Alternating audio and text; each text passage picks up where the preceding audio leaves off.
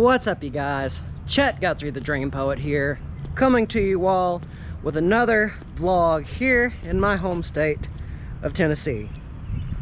Yes, the Louisiana, New Orleans, Deep South adventure has been completed. Saw a lot of very interesting things that will probably stay with me for a very long time. But you guys, now that we are back in the state of Tennessee, I thought we would take a stop at a free and a very, very well-known museum, and that is the McClung Museum. Throughout my college days, I used to go through this museum quite a bit, not because I was a student, but rather because I was interested about what was through these doors. And actually, I even had a class in the basement of this building as well. It was very fun. Actually, it was anthropology, about the various historical cultures and whatnot. But anyway, before we get this vlog started, I thought I'd stop and I would show you all this duck-billed dinosaur. Apparently this was donated to the Haslam family. It is solid iron. But a little more information about the duck-billed dinosaur is it was, well, about 65 million years ago that this herbivore went extinct. And before we go in, they also have some actual fossils. Like, for example, here is some petrified wood. It is from Mississippi.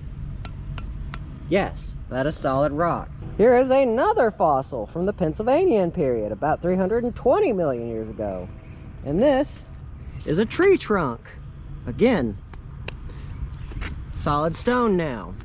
I think that would have made some really good firewood back in the day. And now we have some more petrified wood that I think more people would be familiar with. This is from Arizona. You typically see this kind of stuff out in the desert. And well, this might look like basically a stone with sap in it, but no. That is solid stone. It is from Oregon. Now, since we are done looking at all that wood, that petrified wood, we are going inside. Let's do it, you guys. Anchor down. Alrighty, you guys. The first trip, or I should say first adventure of this museum journey will begin in ancient Egypt. And if I'm not mistaken, this is an original statue of Queen Nefertiti. However, I don't think that this is real. I think that's some kind of fox stone. But let's go inside. Now, this doesn't look original. In fact, it says it on the display title there. This is a statue of King Khafre. I think I'm pronouncing that right, but that is not stone. That is a plaster mold. And this one is King Seti II. And again, if I'm not mistaken, this is a plaster cast. Yes, it is plastic, or plaster, but still rather interesting. And now that is really cool. Apparently this is I'm guessing maybe 1/30th scale of, it says on here 1 inch equals 2 feet. But this is a temple in Karnak. It's pretty interesting. As you all can tell, compared to me, I stand about 5'9". That is a very big display. Very big. In a way, it kind of reminds me of the Alberta Springs Mystery House. And now this also looks like it is another bronze cast. 1 second. I believe it is, yeah, cast bronze, original sandstone. However, I'm still confused. I'm guessing that this is real, but look at the artwork in that. That is quite beautiful. And at least we not forget the Rosetta Stone. If people don't know, it is because of the Rosetta Stone that we were able to read ancient Egyptian. You see, it was when the British were in ancient Egypt, they were uncovering things. They didn't know anything about this mysterious people, but as they were digging, they came across a giant stone. You see, this stone had 3 different types of language on it. The first was Egyptian, the other, I forgot exactly what it was, and I believe the other was Roman. Now, 2 of the languages had been lost to time, but one language was still readily used. And from that, they were able to decipher what these different decipherings, these hieroglyphs meant. So, you can thank that accidental discovery of the Rosetta Stone. But here in Tennessee, we have the plastic mold. And really, this is just a big, giant diorama of the Nile. Did you all know that the Nile is one of 2 rivers that runs backwards? The other one is the St. Johns River in Florida. So, if you want to know some cool stuff, that's a little more something that y'all probably wouldn't have known. And this is a plaster cast of King Ramses II. I imagine if this thing were real, that'd probably weigh at least 3,000 pounds. Well, this is cool. This is a recreated piece of wood from the tomb of, darn it, I forgot what his name was. Anyway, shows it here on the bottom. It was part of a false door to this tomb. And now I do believe we are actually getting into the real stuff. Like, for example, there is a coin from, well, like Alexandria. There is a slab from Queen Ahmose II. Well, that looks like that's a plaster cast though.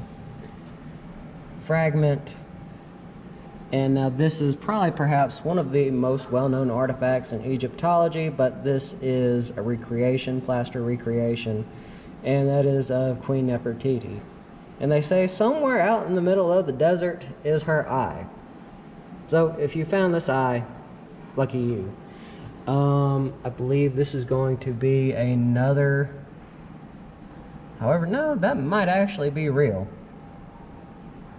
Then we've got this various little artifacts right here that do look original, and, well, a clay pot.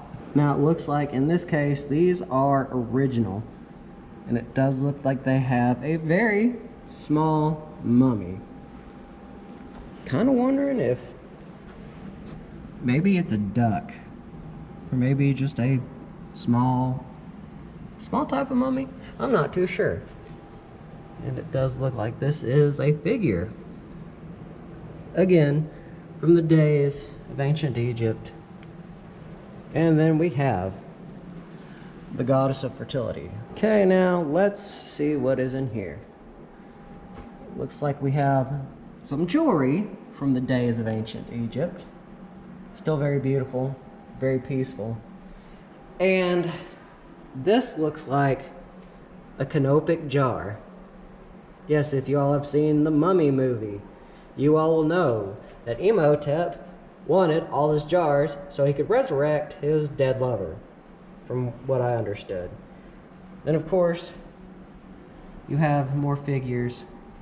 You have a false canopic jar. I guess that was to fool grave robbers. And then, well, you've got the scarab. Remember in the Mummy movie? If you pick up the scarab, it'll go through and eat you. I think that's just folklore. And then we have an actual mummy mask. Now this is something that I had forgotten about, but here at the museum they do have an original sarcophagus of a mummy. Now I don't know where it was found or where it came from. Well, I know it came from Egypt, but I'm guessing this would have probably been higher middle class, but yes, that is, well, I'll have to call my mummy about it. And here, I believe this is going to be, yes, this is actually an original, it is a funerary stela of a soldier. Huh. Okay then. Finally, an original. Well, I'll say two things original. It looks like they do have more mummies. They got the coffin of a hawk. Very interesting. The mummy of the hawk. I'm guessing that's the hawk. That was his sarcophagus. And then we have the mummy of a cat, a kitty, and well, a little cat mask. And it does look like they have a few birds right here. And this is the mummy of a calf. No, female goat or an ibex. And looks like we've just got a few more little nicks and things. But this, however, is a mask from a coffin lid. That is very old. And I know I'm going to step away from that. And this is, of course, an actual sarcophagus lid. Nice. And one more thing I want to note is here is a fragment of an offering list. Yes, again, another piece of original. Looks like this one is from the Old Kingdom dynasty. And it does look like we have ourselves some sandals. That is quite old. Looks like we have some other artifacts. Looks like this is from the New Kingdom. That is extremely old. Don't know where they would have found that though. Looks like this is agriculture. That is an old pick. Jar stomper. Huh. And this is from the New Kingdom. Still surviving to this day. And one more thing. This is a papyrus fragment from the Book of the Dead. Again, the mummy. It does look like this is, I think this is original papyrus. Looks like it is. Still, it is. That is very, very well preserved. Alrighty now. That was a lot of artifacts. But now you guys, since we've gone through the mummy, or I should say, the Egyptology exhibit, we are now going to the natural history side. We are going to check out geology and the fossil history. And that is a big, giant, black crystal. Huh.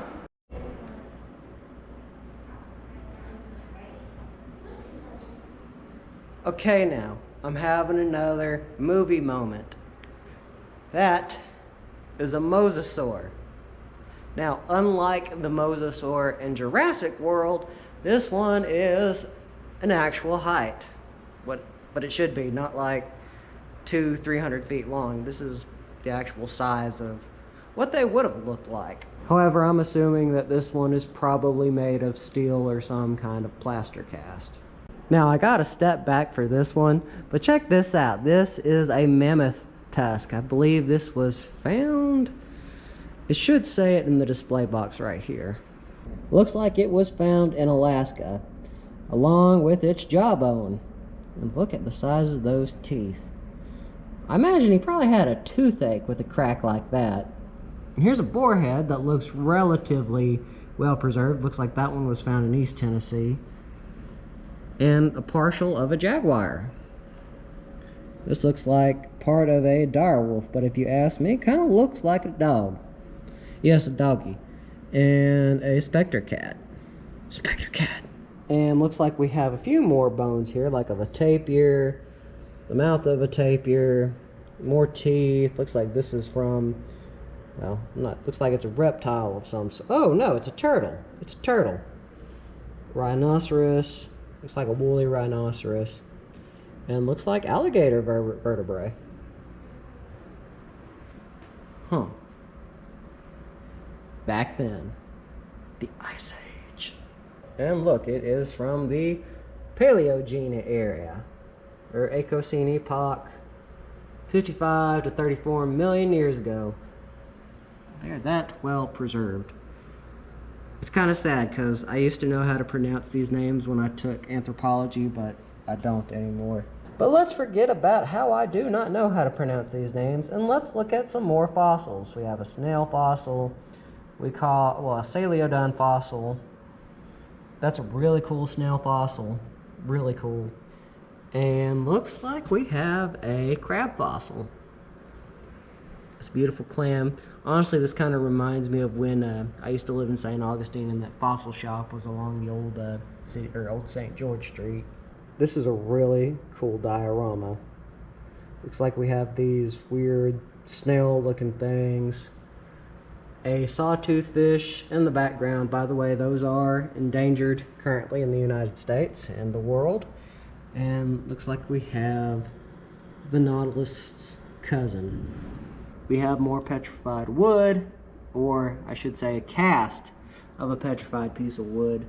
But then we are kind of getting into some of the stuff that you would probably see in East Tennessee. Like this root cast, that's something that you would see in Tennessee.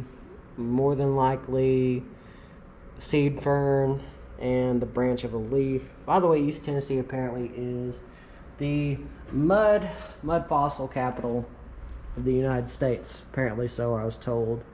And one more thing, look at the giant display. This is really, really, really cool. Yes, those used to exist. So if you're not a fan of bugs, back then, a few million years ago, that probably wouldn't have been your time to shine. But scientists have a theory why these types of bugs got so big, or why everything was so much bigger, is because there was more oxygen in the air. Or so they say. We do have a fossil right here. It looks like this is more examples of what used to be in the mud back then. And we have more awesome displays, more awesome fossils. For example, the crinoids. Yes, that is a real fossil. And that is a sea urchin. Again, totally preserved. And I know as a kid, at my stepfather's mother's house, out in the creek by their house, you could find a bunch of these crinoids, these stems. And we got the blastoids, not Blastoise if you're a Pokemon fan. And again, another beautiful piece of preserved fossil. You know what, this is starting to look pretty familiar, but I guess this is from a different time. It looks like we have some trilobites, one of my favorite all-time fossils. Trilobites. It's like more crinoids. Overall, yeah. We have some more. Ooh, look at this one. That's a really, really beautiful piece of trilobite. A cystoid, rock bulb. Get another really beautiful fossil. And I know sometimes when you're panning for fossils at one of those really kind of sketchy, fossil dig for, whatever you call them, you can usually find those a lot. And I think we found the duck-billed dinosaur's cousin. However, I do believe that this is going to be a plaster mold. But still, or maybe it's real. Well, doesn't really say, but that is very well preserved and it is very shiny. And it does look like they have some of its eggs, or arthropod eggs. And it looks like, well, really, you have a lot of backbone pieces, spinal columns, what have you. That's really neat. And 2 of the leg bones. He's got a lot, well, I should say, she has a lot of bones. Now I am assuming that this is a T-Rex or an Allosaurus. But it looks like there are, well, it looks like, this is a T-Rex fossil. Okay then, always kind of got those two confused. But we have some, I'm not sure if that'd be T-Rex eggs. And it does look like that is a giant footprint, just for size comparison. This is my foot. This is a T-Rex's foot. Yes, in a very strange world where Jurassic World exists, I would run from this guy. Yes, my fat legs would carry me and I would run from this T-Rex. Now back to the display cases. Looks like we have a trilobite. Now I have seen this stuff in the or next to my cabin, my family's cabin. It's been in a few vlogs. So I guess it would be from around this time where trilobites and this type of spiral squid would exist. I guess that's more sandstone from that period. Oh my goodness. Check this out, you guys. Look at all those trilobites. That's so neat. So freaking neat. But now we are getting to a time before, I guess before the Ice Age. And this is one shiny amethyst. It's very hypnotic as well. But this kind of shows you how a fossil is made. For example, it shows you all the different types of molecules, what kind of sediment, once like all the bone and proteins and stuff have washed out of the actual bone, and it's replaced with minerals, therefore creating, well, a fossil. And this kind of shows what Tennessee's landscape is, starting from East Tennessee, going all the way up to the Mississippi River. And they have all different types of, well, different types of fossils from all around the state. Now I'm running a little bit low on time, so I'm going to kind of braze past this. There's not a whole lot. It's just from the Chinese era or the Asian countries, but I'll show you this because there is some actually cool stuff in here. We have a statue of Buddha, more stuff from that particular period of time. For example, that is a Buddhist temple bell, all original. A cleanser ding, and I think this is an original painting. We have some more pottery, just more examples from that culture. More, that's actually really neat. And this might not be, this looks like a body mask. Now this looks like it is from maybe West Africa, I think maybe West Africa or Brazil. And I know this for a fact is Native American because you can see it in the pottery. That is just absolutely gorgeous. But one more thing. Here is the statue of a hero. This is Sequoia, or better known by, well, his American name was George Guest, but his Cherokee name was Sequoia, which also means little pig's foot. But they do have a statue honoring his memory in here as well. I forgot just how cool that museum was. I mean, it is a little bit small, as you all can tell, but it does have a lot. The Native American exhibit that they're working on, that is a really beautiful piece, but it kind of looks like it's being refurbished.